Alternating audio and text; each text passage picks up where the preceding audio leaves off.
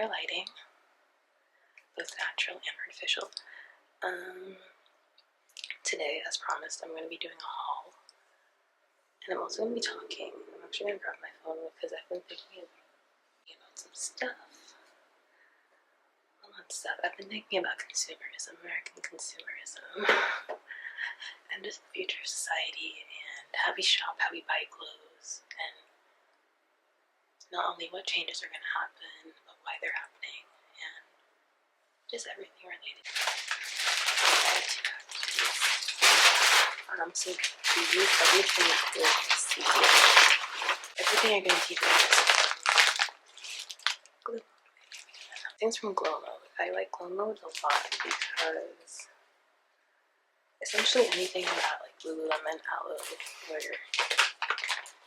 Lululemon and Aloe, I think, are the main brands that I won't say dupe because I think that there are some like legal implications there with the word dupe. But I will say that they have extremely similar styles, and they are targeting what I think is the same demographic of like educated, college-age women. Well, not just college-age, but just not even educated. Just the same demographic. Let's not even get into like details about what exactly that entails. And the reason that I like glowmode so much is because, as someone who has been a customer of both Lululemon and Aloe, I find that their products are genuinely, in terms of like the design, their products are basically right on the money, and in terms of quality, they're actually of incredible quality. Quality that I think like rivals not just those two brands that I mentioned, but a lot of other higher end athleisure or just athletic brands. I'm gonna have a sip. I don't know why I feel so odd. I think I'm a bit nervous. This is Coca-Cola. I'm going to actually begin with showing you two pieces from Lululemon and Aloe. They're actually two viral pieces, so you should be familiar, hopefully, if you are someone who follows that type of stuff. So this is a jacket from Lululemon.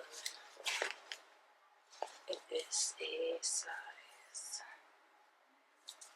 0, if you all can see that. There we go. It was upside down, but I think you got the gist. I've had this for like 2 years. I think that like viral tennis skirt from Aloe. I'm not actually sure what the official pronunciation is. Oh, sorry guys, my roommate downstairs is like slamming on her ceiling, which is like my floor, so I'm feeling weird vibrations. As I have previously mentioned, it's an odd dynamic. Anyways, I'm going to begin by trying on the jacket, then I'm going to try on my new ones just so that we can do a comparison. This is a Define jacket. I'm going to use my dog's stool for demonstrative purposes.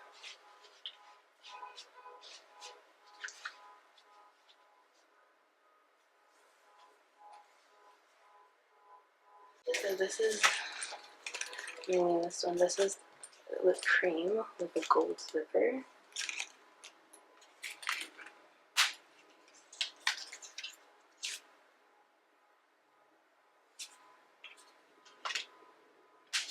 This is their feather fit.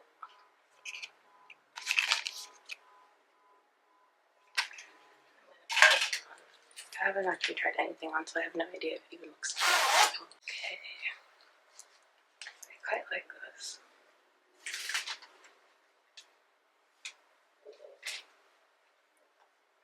Okay, so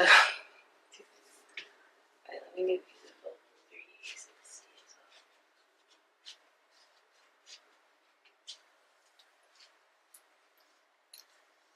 So this is in a size extra small offer. I will admit that it is actually a bit looser, like around my arms than the Lululemon one. But I think like the size range is a bit more limited for glowmode. It's like extra small through I think 2XL, but I think that the extra small is more so equivalent to a 2 in American sizes, so it's not quite as snug as a 0 on me. But it's still a great fit. I got one more jacket, but on this style I have not ever worn. Oh, I believe this is the proverbial quarter zip. I get this more of a half zip, I think.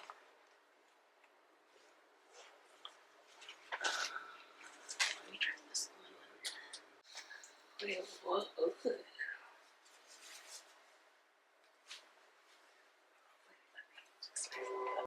If you see me looking at cameras, because I have my mirror over there in the corner. Now this is sexy. I can't wear this.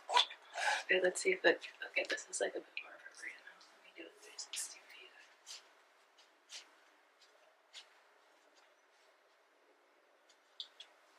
Yo, this is very nice actually. I actually like it more than like the defined jacket, which shall we call here? The highlight jacket, the snatch jacket. I don't know. The BBL jacket. I think that's like the best colloquialism to use in this term, in this context rather. Okay. So I have on like low-rise sweatpants, and as you guys can see, it sort of like stops at the perfect point. I love this a lot. This was like $14. I think $14 or $15. But I should tell you guys prices. So this, I believe, was $27 or $28. They normally are like around $30 on there, depending on when you catch it. Bottoms, and I don't know what that means. I have a gross line. Okay, these I'm actually quite excited about because these, so these are like flared yoga pants, but they have a 35-inch inseam, which means that they're extremely wrenching, but they're extremely toner friendly. I'm 5'7". So I got these in 2 colors. I'm actually gonna try it on. Which is the perfect match for this way, which is, let me see, this way. Okay, so this is more like a cream, like an ivory almost, but these two are like white.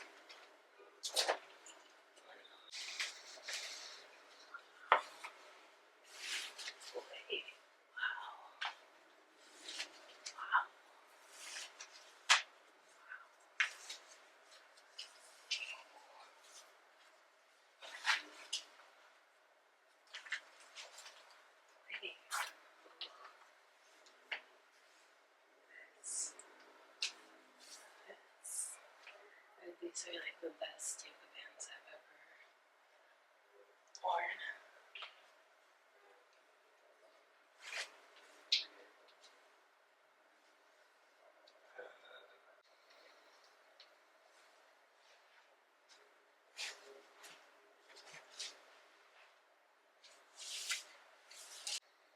I like these a lot. I'm really pleased. It's very, very hard to find like pants that fit me the way that I want at this height, but these, let's see. Yeah, no, they're like really terrible kick.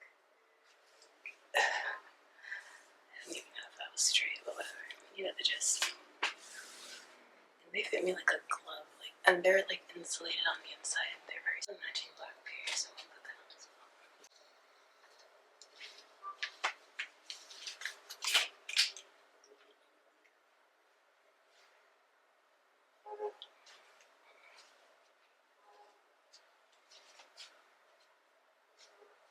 And again, long as hell. Not even long as hell, but the perfect length, especially with sneakers or Uggs or anything of that nature.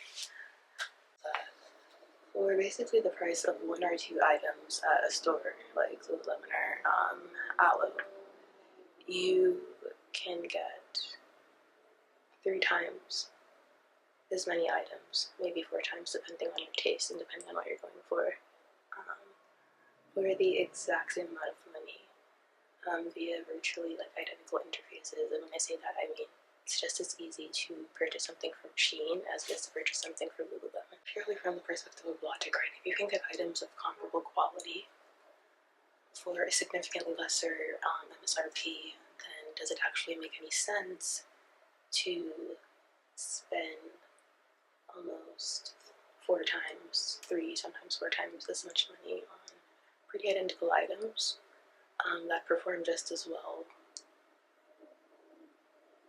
in the wash, that perform just as well in like everyday wear. I have well, not just another, I have actually quite a few. I think I have like 5 other items from glowmode that I wear very, very, very routinely, and they are really good quality. They stand up well to the wash. This is not paid, by the way. I just actually really, really like this brand. And yeah, it sort of totally dissuaded me from ever shopping at like somewhere like Halo or Lululemon again. Now, if there's something very interesting, for instance, the advantage that a lot of larger brands will have is that they can attract more interesting collaborators. So if there's like a limited edition collection or something that really catches my eye, then yes, I may consider it. But as compared, like on like a daily basis, or rather for items to wear on a daily basis, like I would more than likely head over to Shein to buy something as opposed to heading to the mall or like going over to like the Lululemon website. So, a more interesting thing that I wanted to talk about today, which was inspired again, per usual, by something that I saw on TikTok. It's actually interesting that I say that given what I'm about to say next, but hopefully I'll be able to remember this and circle back. Like I said, these are sweatpants. I forgot to tell you what these are. These are sweats. I actually got these in a medium. Everything else here is an extra small, but these are a medium because I looked at the sizing and tried. The mediums had like a slightly longer inseam, and I like my sweatpants to be a bit more baggy, be a bit on the longer side. So I'm gonna try these on and see if I like them.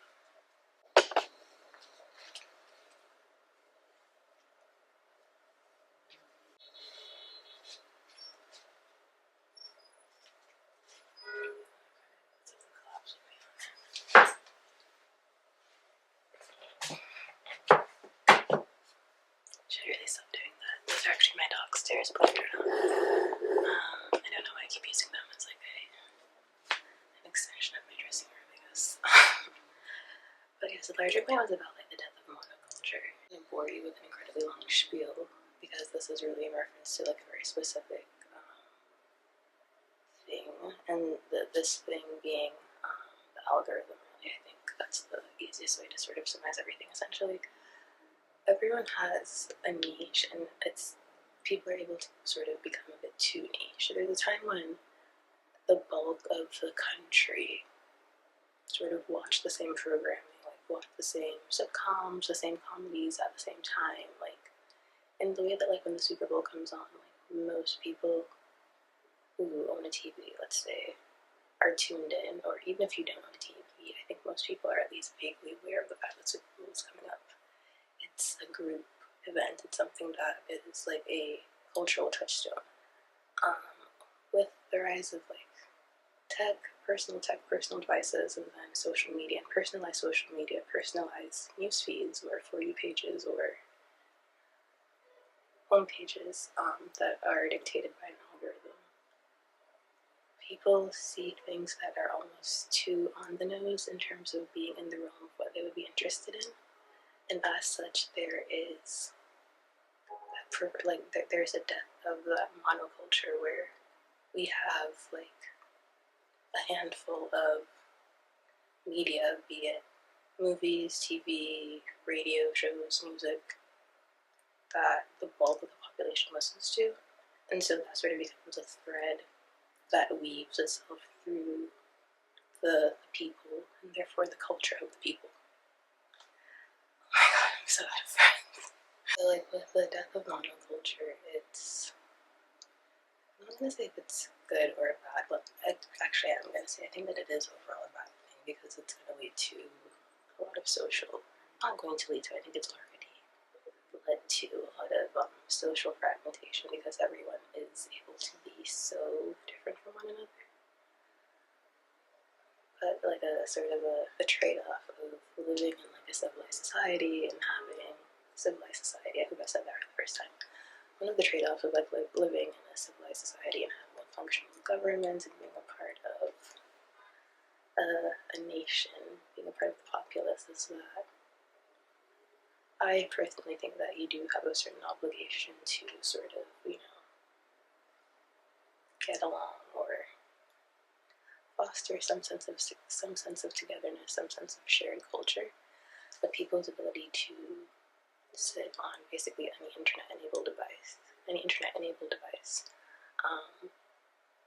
and essentially live in their own hyper-personalized mediascape that is eroding at our established monoculture.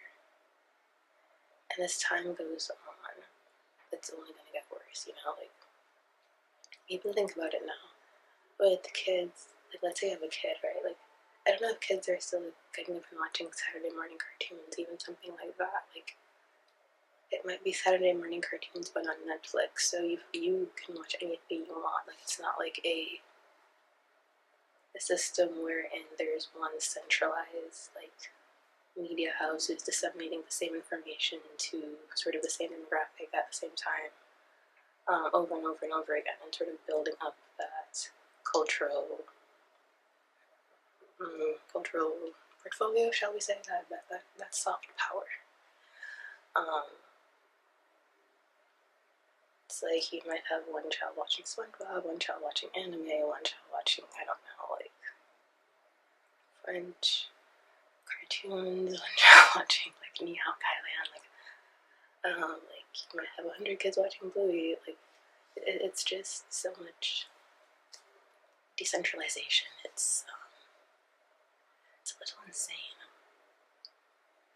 But insane, it's insane, but overall, I don't even call it good or bad, but it's just necessary, I think.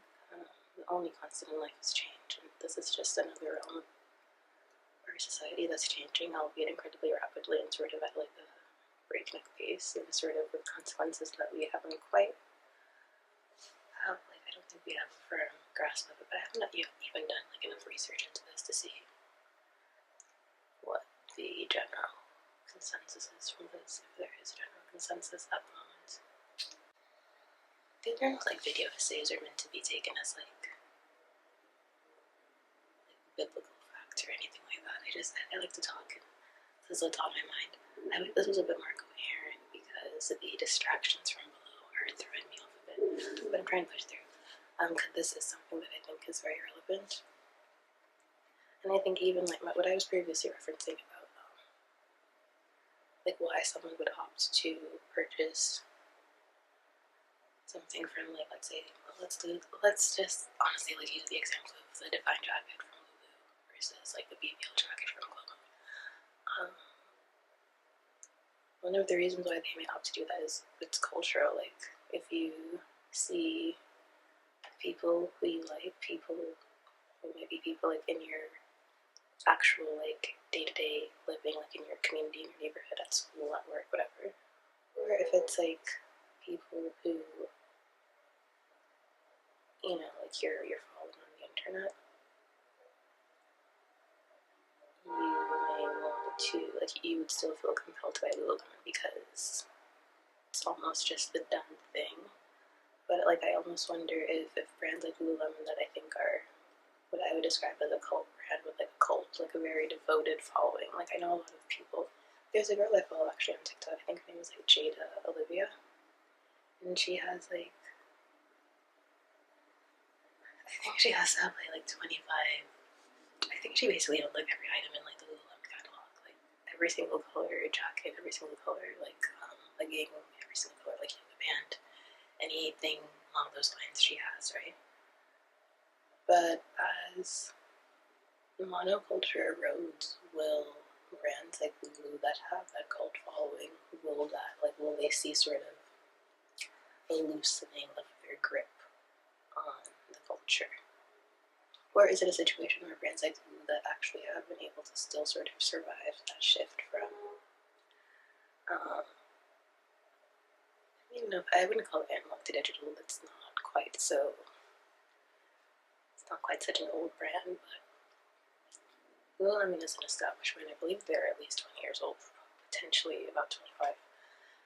And perhaps their success on social media is actually indicative of the fact that cult brands like Lululemon actually thrive in an environment where people are able to lean into whatever interest they have, or whatever niche has got their interest. They're able to lean into it so intently. So take the example of that influencer who I just mentioned on TikTok. Like, you're someone like me and you have shopped at Lululemon, you might see her pop up on your For You page, and if you continually see content like that, then you would continue to feel compelled to maybe shop at Lulu. So it's an interesting conversation. That's just what's been on my mind today, really. But I also love these sweatpants. They're also going to be on my mind long after you see this video, and I love this top.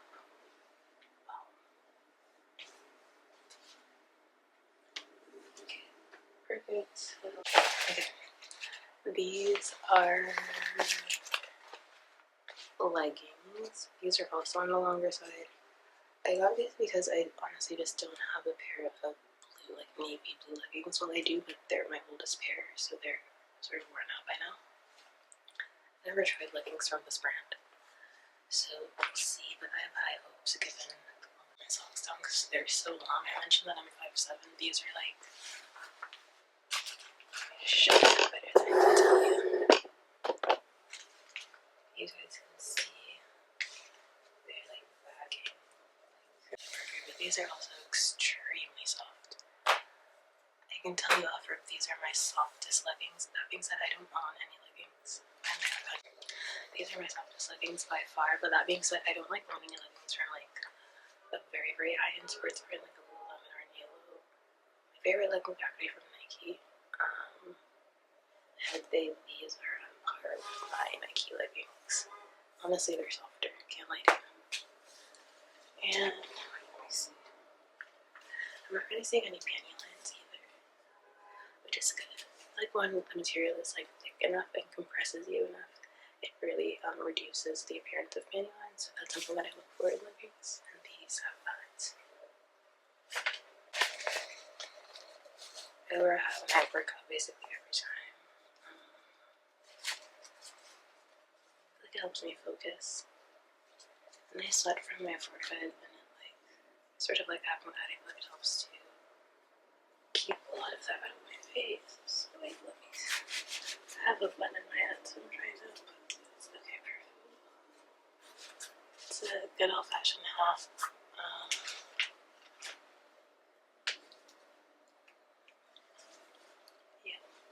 Yeah, it's cute. It's very cute. Now look at my hair to brush it. It's actually a little baggy. Wait, let me. This might be better. Okay, that's even better. I honestly only bought it because I literally only have one hat, which is the hat that I got for free when I was in college, and it has like my college's logo on it. And it's also purple, and like, it's fine. I love my hat. It's just that wearing a purple hat basically every day is a little insane. So I decided to step outside of my comfort zone and something a bit more pragmatic. So that's everything. Some other implication I think that's going to have is like on advertising, because the goal of advertising is to, or at least traditionally, like you want to capture a large audience. Most brands, that's your aim, to appeal to a lot of people because you want a lot of people to buy your product, to at least be aware of it, and like for it to be on their radar, to be within like the. I have words in my head, but it's a little too dramatic for this reason. It's like to be like amongst the things that they would like consider buying. Just like, how do you accomplish that when everyone has interests that are so niche? I don't think it's something that we're going to see immediately, but I think that especially as the Gen Alpha comes of age, it's going to be a much more pressing concern. Like let's say you have a class of like 10, 13-year-olds, but like 2 of them like Roblox and like Ben Shapiro, and one of them like is a furry and like only watches like Chinese dramas, and one of them like is non-binary and vegan and like only watches like Seinfeld on their mom's, like I don't even know where Seinfeld streams, Apple TV, Netflix, I don't know, Netflix I think. But like you get the gist, like people are so tuned into the uniqueness of them. It's like, what is the oneness that connects us, and then how do you as an advertiser, as a brand, how do you connect to that? How do you like sort of eke that out of the general public and figure out what to latch onto? I don't know. Or will people just give up altogether in terms of like give up trying to create ads that appeal to large groups of people, and then instead hone in on ads that are like hyper specific and only appeal to like a very niche group of buyers who they're trying to target?